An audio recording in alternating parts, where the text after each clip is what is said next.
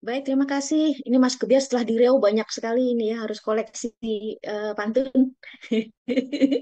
Biasanya tidak banyak berpantun, sekarang harus banyak berpantun. Baik, Bapak, Ibu, dan rekan-rekan sekalian, kita sudah banyak mendengarkan ya pengalaman dan sharing ilmu yang dapat kita dengarkan dari ketiga narasumber kita tadi. Kemudian di masa Tata kita mendengarkan bahwa dari awalnya kegemesan ya atas potensi ke hati di Indonesia yang banyak, tapi belum banyak tergali. Kemudian kita juga hanya 30% dari ke hati kita yang sudah teridentifikasi. Kita paham banyak sekali sarjana dan peneliti muda, tapi sayangnya kuat mentalnya kurang untuk menerima tantangan masuk ke kawasan hutan konservasi kita yang memang memang kita akui aksesnya tidak mudah dan banyak sekali tantangan yang ada di dalamnya dan sehingga kita berharap ke depannya akan banyak teman-teman khususnya dari Kagama yang bisa mendukung kegiatan eksplorasi di dalam kawasan untuk menemukan jenis-jenis baru, mungkin potensi-potensi baru yang di dalam kawasan yang mungkin sampai saat ini belum tergali. Dari Mas Rudi, kita bisa belajar terkait dengan pengelolaan Taman Nasional Bromo Tengger Semeru, bagaimana keunikan di sana budaya, geomorfologi, kemudian kondisi ekosistem dan spesiesnya tentu. Namun memang tidak kita melihat di sana dari selain dari aspek wisata yang saat ini sangat berkembang, tapi kita juga tidak bisa memungkiri adanya dampak yang mungkin harus kita antisipasi atau kita mitigasi ya ke depannya agar fungsi sebagai hutan konservasi tetap akan terjaga sehingga aspek pemanfaatan itu tetap bisa sejalan dengan aspek perlindungan dan pelestarian. Dari Mas Gebiar kita melihat tadi dari dua narasumber yang lain dari AKTJW itu tadi ada suku Lingon, kemudian di Bromo juga kita mendengar ada suku Tengger dan di Bukit 30 ada suku Talang Mama. Sebenarnya dari situ kita bisa melihat bahwa penetapan sebagai hutan konservasi itu tidak semata untuk menjaga atau melindungi potensi kehatinya saja, tetapi di situ juga banyak aspek sosial budaya yang juga sangat terikat kuat dengan keberadaan kawasan itu dan ini tradisi kemudian adat ya, dan budaya masyarakat itu bisa menjadi modal sosial bagaimana kita menjaga dan mempertahankan kawasan konservasi kita agar tetap lestari selamanya. Baik Bapak Ibu, saya akan buka termin pertama ya untuk sesi diskusi kita. Silahkan raise hand Bapak Ibu yang akan bertanya. Silahkan menyebutkan nama dan kemudian kepada siapa pertanyaan itu diajukan. Silahkan. Tadi yang di chat sudah dibalas ya. Malah rame yang di chat ini udah janjian mau ngopi bareng ini sama Mas Tata sama narasumber kita ini sudah janjian ngopi-ngopi. Ini monggo silahkan yang yang mau bertanya atau mungkin diskusi raise hand. Ini sudah ada Andika. Siapa nih? Oke, wah ini orang jauh ini. Orang London apa ini sampai di sini.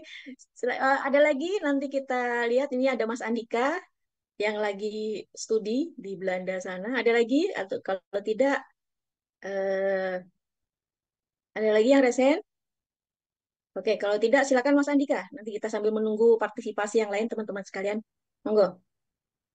Baik, terima kasih Mbak Peggy. Apa suara saya terdengar Mbak Peggy? Jelas, Mas? Oke, terima kasih. Baik, sekali lagi saya ucapkan terima kasih pada Dr. Krisna nih, Mbak Peggy, teman saya di kantor. Kemudian salam hormat untuk Mas Sulas Tamara Harja, karena ini forumnya Kagama. Saya panggil Mas dan Mbak. Kemudian tadi ada Mas Hatma Suryatmojo atau Mas Moyo, Mas Mayong. Kemudian Mas Nandang.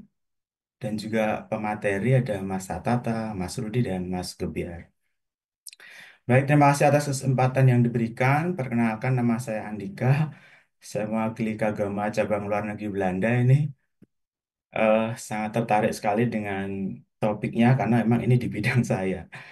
Saat ini saya sedang melaksanakan studi S3 di University of Twente di Belanda, yang insya Allah mudah-mudahan segera selesai nih.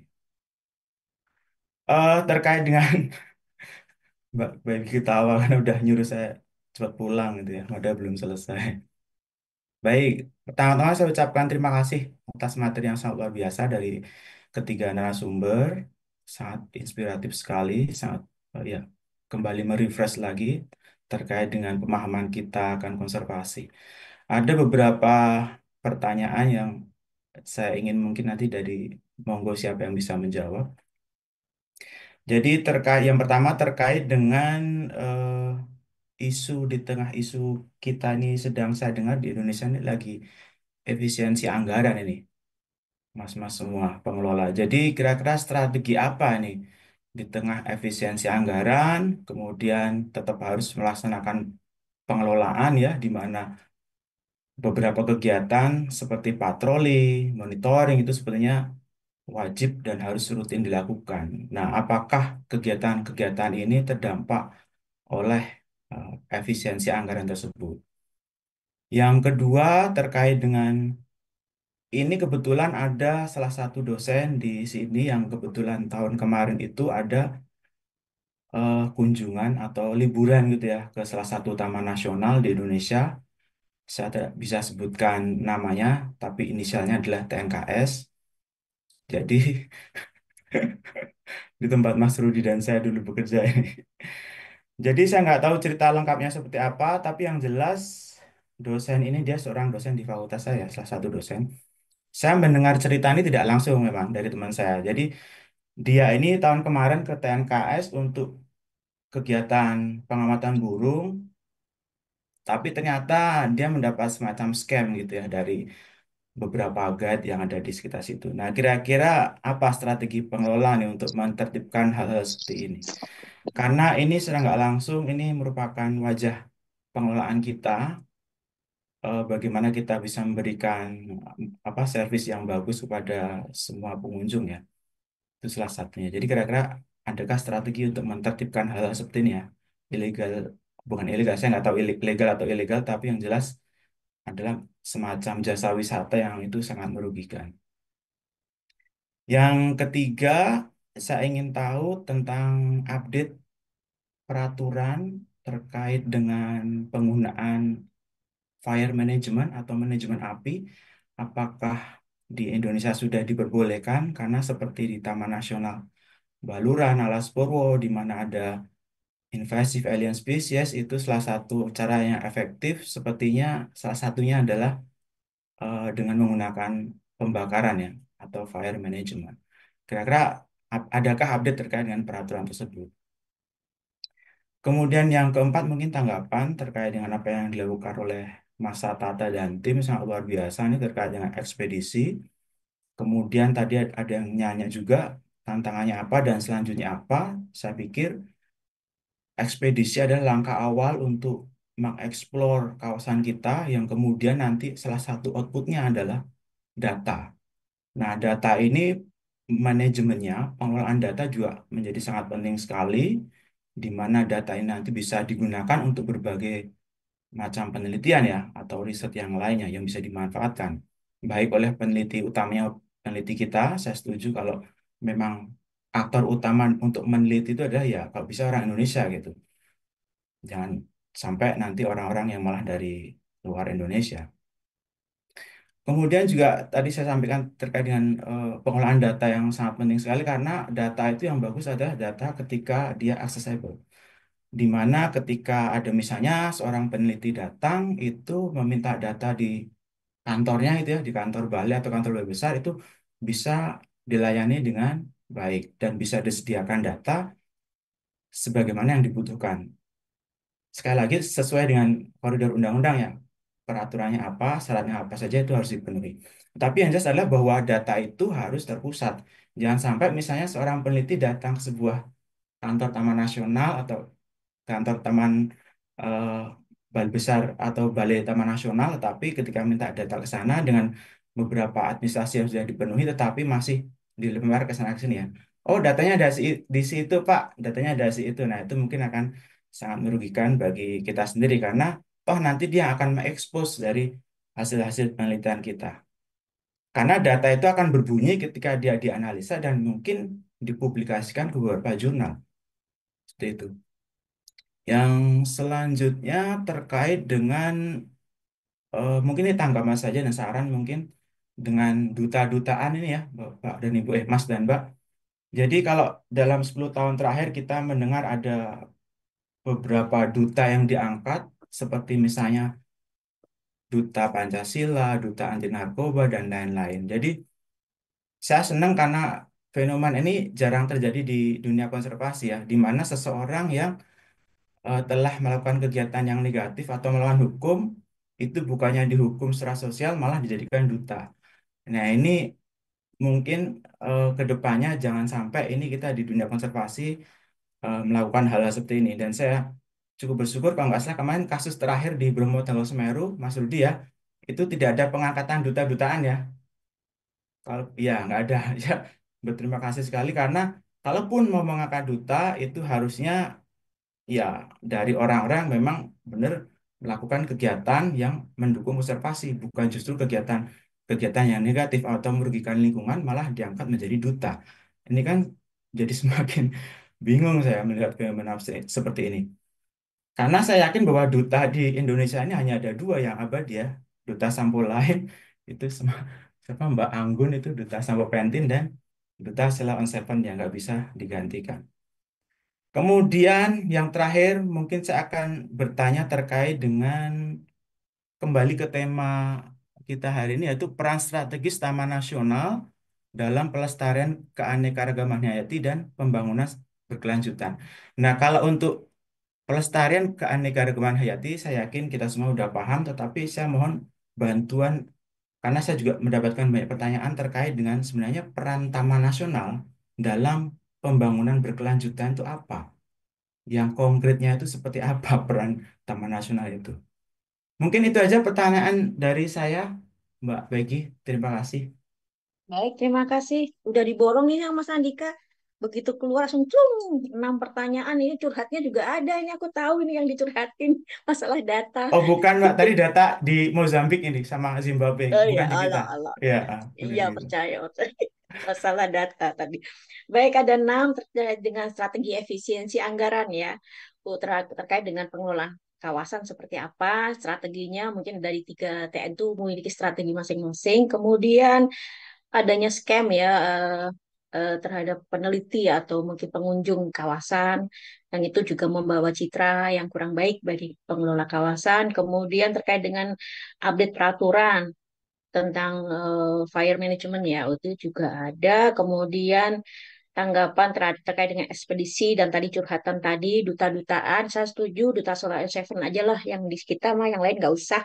Kemudian peran TN sebagai pembangunan sebagai alat untuk pembangunan berkelanjutan seperti apa konkretnya. Monggo pada ketiga narasumber dari Mas Tata dulu mungkin ya. Selanjutnya nanti Mas Rudi dan Mas Kubiar monggo nanti silakan menanggapi. Terima kasih. Monggo.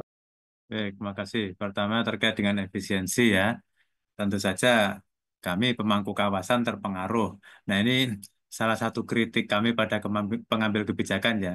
Jadi gini, mindset publik, mindset orang itu seringkali begini, yang namanya ASN, pegawai negeri, itu jam 7 masuk kantor, di depan meja, buka laptop, jam 4 pulang kan begitu kan. Bayangannya kan selalu itu ASN. Harusnya perlu dipahami. Kami yang di ujung-ujung tombak, di pinggir-pinggir hutan, bahkan di tengah-tengah hutan, itu juga ASN. Mereka kerja itu bisa dikatakan 24 jam. Kalau misalnya setelah maghrib ada kebakaran, loh kami tetap harus bergerak. Nggak bisa bilang, oh itu di luar jam kerja, kan begitu. Malam hari ada orang nebang pohon, wah, kita harus melakukan pencegahan, penanganan. Nah, itu yang seringkali mindset publik itu selalu begitu terhadap ASN, terhadap pegawai negeri itu sinisnya kan begitu. Jam 7 masuk, di depan meja, jam 4 pulang. Nah, ini yang perlu dipahami. Padahal kegiatan-kegiatan kami sebagai pemangku kawasan, seperti patroli, inventarisasi, segala macam, itu kan nomenklaturnya bungkusnya perjalanan dinas. Nah, publik menangkapnya seringkali yang namanya perjalanan dinas itu hura-hura jalan-jalan kan begitu.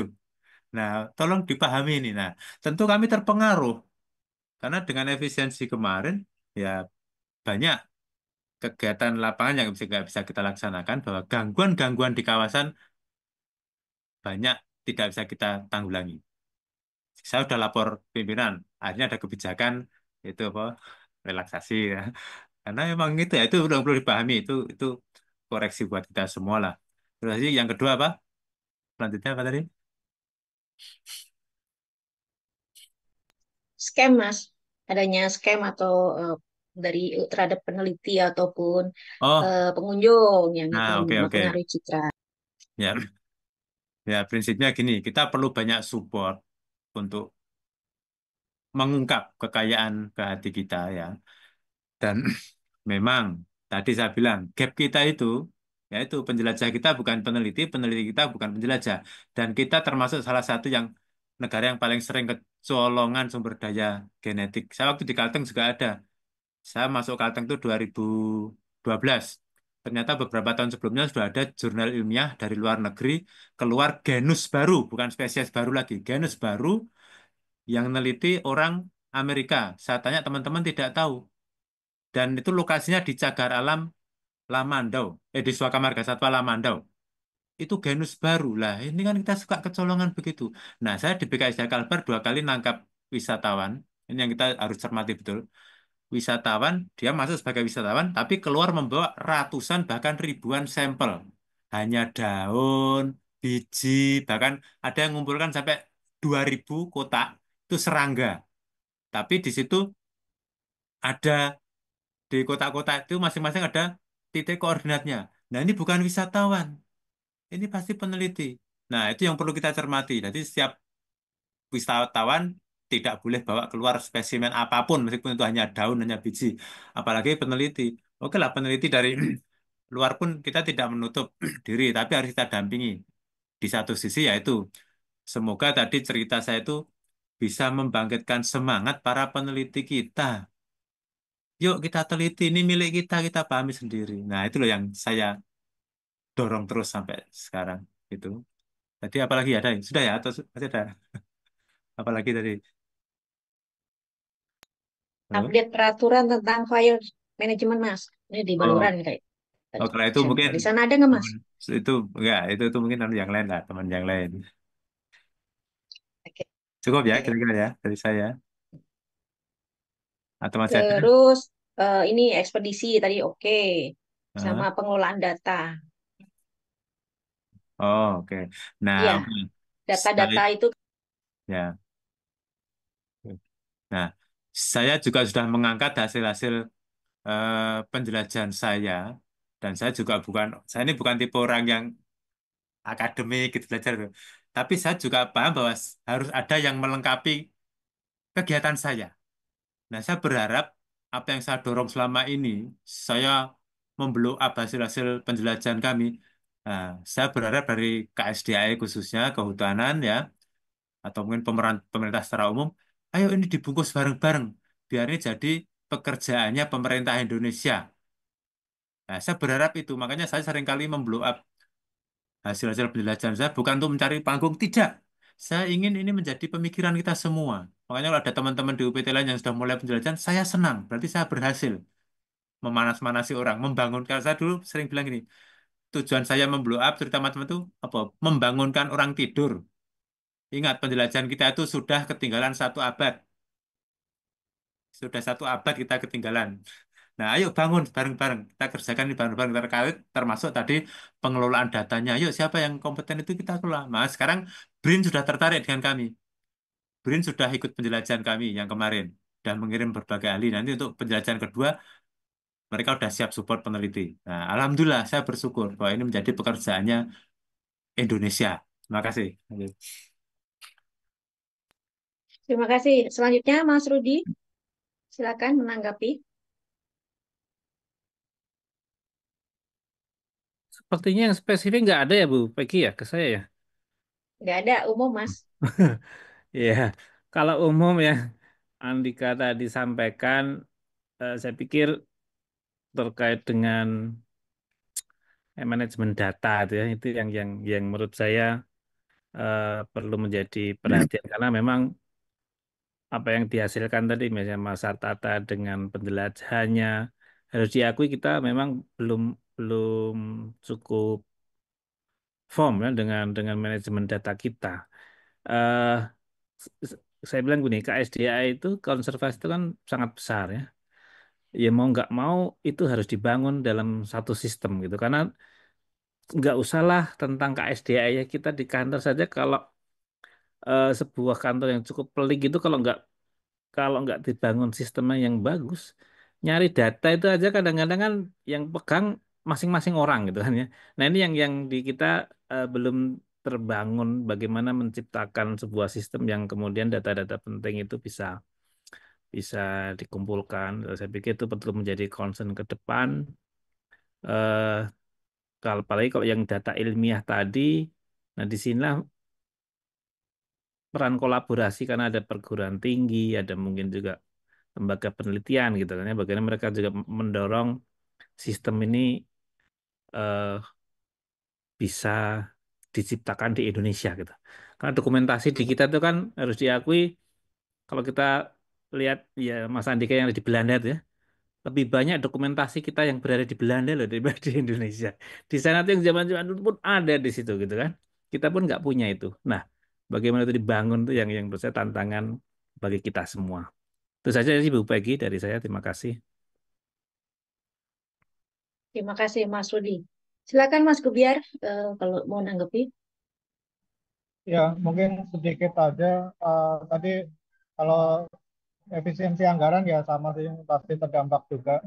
Tetapi memang kami ada mitra yang kebetulan juga melaksanakan membantu kami untuk patroli. Nah, kemarin kalau misalnya tidak ada relaksasi atau tambahan anggaran untuk patroli, kami sebenarnya juga ada terbantukan oleh teman-teman dari FZS untuk tambahan dari kegiatan patroli dan juga kebetulan ini ada 2 tahun sampai awal tahun depan dari akhir tahun kemarin ada survei kamera trap uh, harimau Sumatera. Jadi menghitung dengan capture recapture gitu ya metodenya dengan kamera trap. Nah, ini menjawab juga data manajemen bahwa kami nanti mungkin dari uh, tingkat balai dulu bahwa kita akan berusaha untuk memperbaiki dari sistemnya, dari sistem manajemen bahwa itu nanti satu pintu dan juga pengelolaannya ada data centernya, ada information centernya. Kami sudah minta ke mitra kami juga untuk bisa membantu untuk membangunkan gitu. Nah, untuk uh, scam dari guide, mungkin saya belajar dari Taman Nasional Bali Barat kemarin sebelum ini ada guide-guide yang memang binaan kita. Nah ini juga dari Kementerian kemarin juga meminta untuk adanya cashless dan juga nantinya adanya sistem e-booking atau e-ticketing. Nah itu juga mungkin salah satu dari apa istilahnya dari apa yang nanti bisa kita perbaiki untuk agar peneliti-peneliti ataupun wisatawan tidak terkena atau mendapatkan scam gitu ya. Tapi memang benar tadi Pak Mas Tata bilang banyak peneliti atau wisatawan yang berkedok bahwa mereka mencuri biodiversity kita. Nah itu juga perlu hati-hatian. Kemudian tentang fire management, nah ini sedikit cerita ada uh, suku Talang Mama ya, suku Melayu tua itu melaksanakan pembersihan lahannya sebelum ditanam padi hutan itu dengan dibakar. Tapi memang mereka tidak sembarangan bakar, mereka jaga apinya, mereka tungguin dan kalau misalnya 2 hektar ya udah 2 hektar itu yang dibakar. Nah itu yang kadang-kadang kita terkena hotspot dari satelit gitu ya. Jadi Pak Dir, Pak Sabto langsung WA, tolong dicek ya. So, ya kita sebenarnya udah tahu itu kalau kebakarannya di situ, yaitu pembakaran terkendali. Tapi tetap kita cek dan biasanya tidak lebih dari 2 hektar dalam satu waktu untuk pembersihan lahan. Mereka mau untuk tidak bakar, tapi diminta alternatifnya apa yang lebih yang sama mudahnya gitu. Jadi kita agak kesulitan juga. Jadi hanya saja kita minta supaya tetap berhati-hati dalam hal pembakaran pembersihan lahan itu. Eh, Mungkin terakhir itu tadi dalam pembangunan berkelanjutan ya, jadi terakhir ini saya pikir di semua taman nasional, tidak hanya di Bukit 30, itu mempunyai potensi-potensi baik wisata maupun kearifan lokal dan juga flora fauna yang mungkin kalau kita explore, mungkin nanti ada obat kanker misalnya atau apapun itu nanti yang bisa menjadi ketahanan pangan atau kesehatan masyarakat dan lain-lainnya, yang mungkin itu nanti yang bisa menjadi potensi. Tetapi memang uh, kita selalu dengan Mas Tata untuk kita perlu explore lah gitu, untuk apa yang kita harus tahu dulu apa yang kita jaga gitu. Saya sudah berpesan ke teman-teman, ke PEH terutama, mereka harus tahu apa yang dijaga dan kita bagi spesialis masing-masing fungsional untuk bisa nanti ngambil satu subjek atau satu tumbuhan atau satu satwa untuk nanti dikuasai seperti itu. Ada teman yang tertarik rafflesia, ya dia coba apa yang bisa digali dari situ, data-datanya apa, penyebarannya di mana saja, nah seperti itu. Dan berbagai jenis burung, ada teman yang sudah mengeluarkan buku jenis-jenis burung di Bukit 30, seperti itu. Mungkin itu yang bisa saya sampaikan. Terima kasih. Terima kasih, Mas Kubiar. Tadi dari 6 pertanyaan yang disampaikan Mas Andika sudah terjawab. Mudah-mudahan sudah puas ya Mas. Kalau belum puas pulang Mas. Buat Mas. Kita selesaikan di Indonesia Mas. Benar, Mbak Terkait Peggy. dengan efisiensi anggaran, itu memang eh, kayaknya juga tidak terlalu perlu dikhawatirkan kalau khususnya untuk yang terkait dengan patroli ya, perlindungan pengamanan, memang dukungan anggaran terkait dengan patroli melalui Smart Patrol tahun ini tuh justru lebih banyak yang meningkat untuk menjaga kawasan sebagai bentuk komitmen kita terhadap upaya perlindungan dan pengamanan kawasan. Tahun ini, alhamdulillah kita dapat besar untuk dukungan anggaran kegiatan patroli. Baik, masih ada. Sebenarnya waktunya tinggal 1 menit lagi nih, Mbak. Atau masih adakah yang mau bertanya? Ini sesuai agenda dari panitia jam 15.25 kita akhiri sesi diskusi ini. Atau masih ada dari peserta yang mau bertanya satu? Kalau memang ada, kalau tidak akan kami kembalikan ke MC. Oh, siap. Mbak Lydia Tessa, monggo.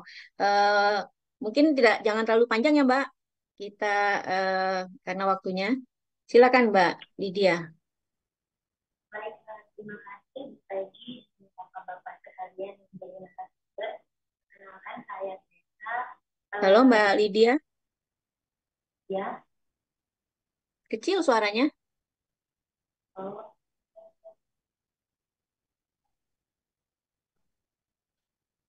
apakah sudah jelas, Bu? Oh ya, oke, silakan. Baik, izin bertanya.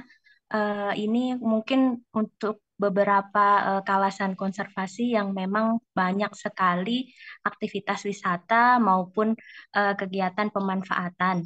Nah, saya ingin bertanya kepada para pengelola kawasan ya, bagaimana sih langkah-langkah strategis atau upaya yang bisa ditempuh oleh pengelola kawasan konservasi untuk menyeimbangkan upaya perlindungan dan pengawetan dengan upaya pemanfaatan agar sumber daya yang kita miliki yang terbatas itu baik SDM, anggaran maupun sarpras itu tidak hanya terfokus pada kegiatan pemanfaatannya saja seperti wisata maupun pemberdayaan masyarakat.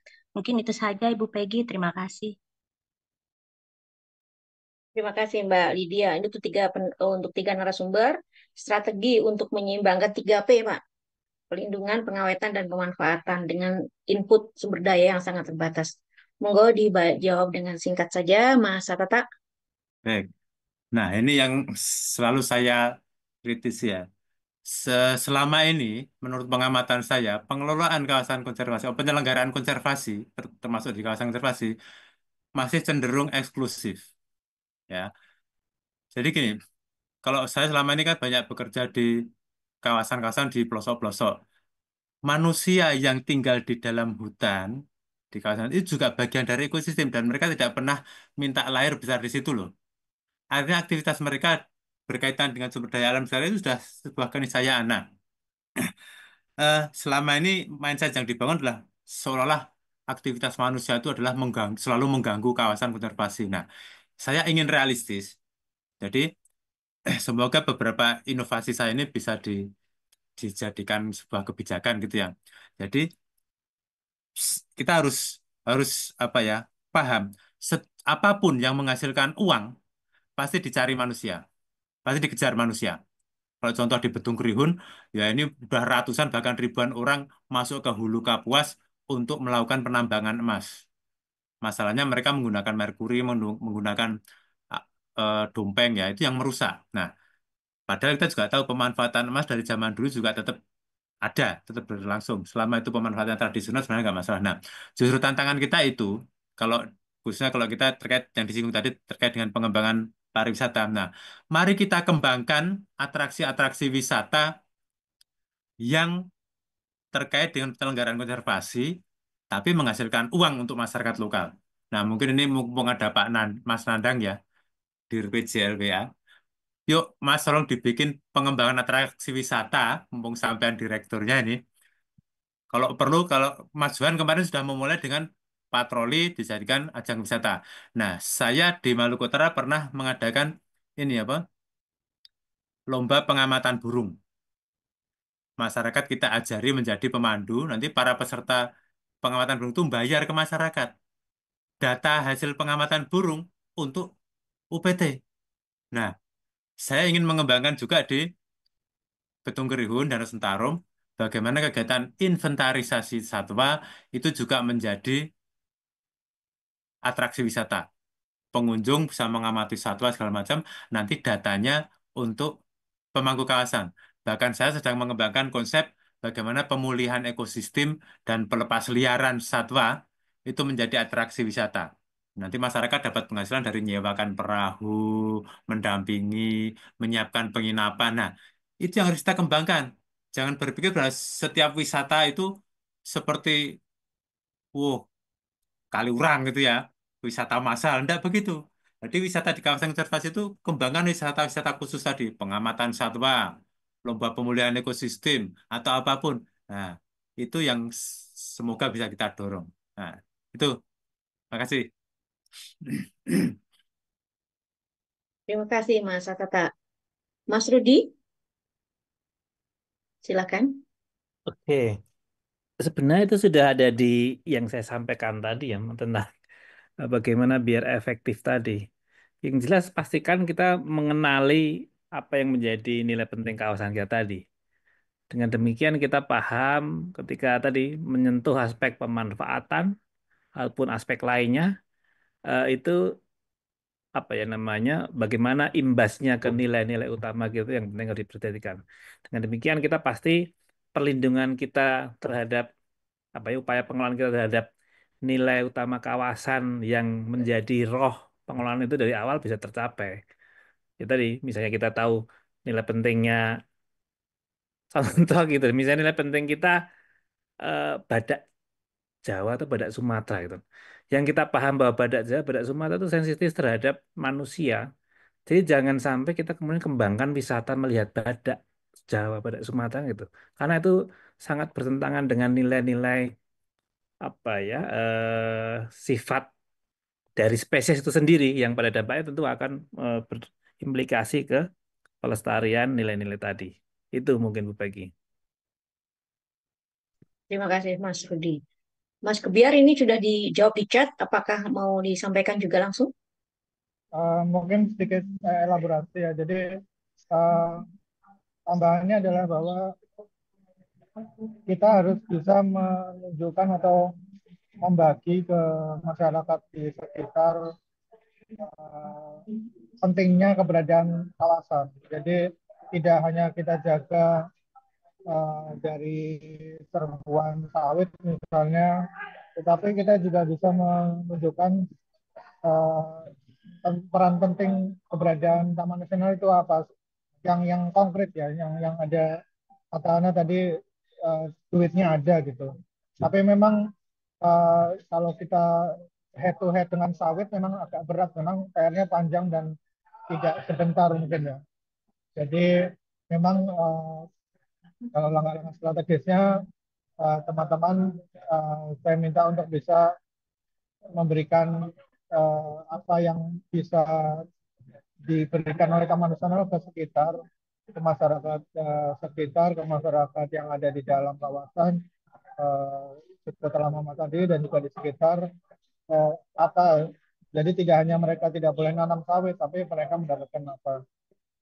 Itu mungkin agak abstrak, tetapi memang PR kita masih di situ. Jadi masih panjang PR-nya, apa yang nanti kita bisa uh, seimbangkan dari selama ini bahwa kita perlindungan yang lebih utama, tapi pengawetan dan pemanfaatannya masih ketinggalan terus terang. Itu mungkin itu sementara.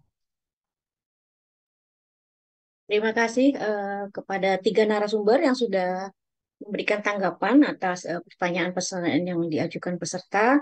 Ini mohon maaf, ini waktunya sudah habis ya, waktu yang diberikan untuk sesi diskusi dan tanya jawab kita pada siang hari ini.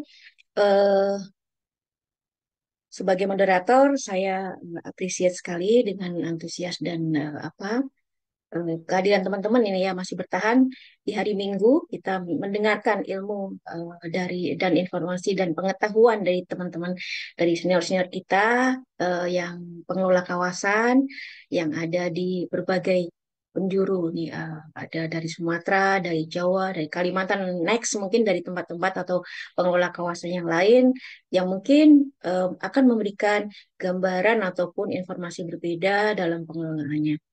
eh saya tidak ada pantun lagi tapi pepatah ya, maju tak gentar membela yang benar dan yang selalu benar katanya emak-emak yang sen kiri belok kanan. Oleh karena itu, sebagai emak-emak yang mau belok kanan ke dapur, saya kembalikan acara webinar ini kepada Mbak Dian selaku MC. Terima kasih, mohon maaf jika ada kekurangan.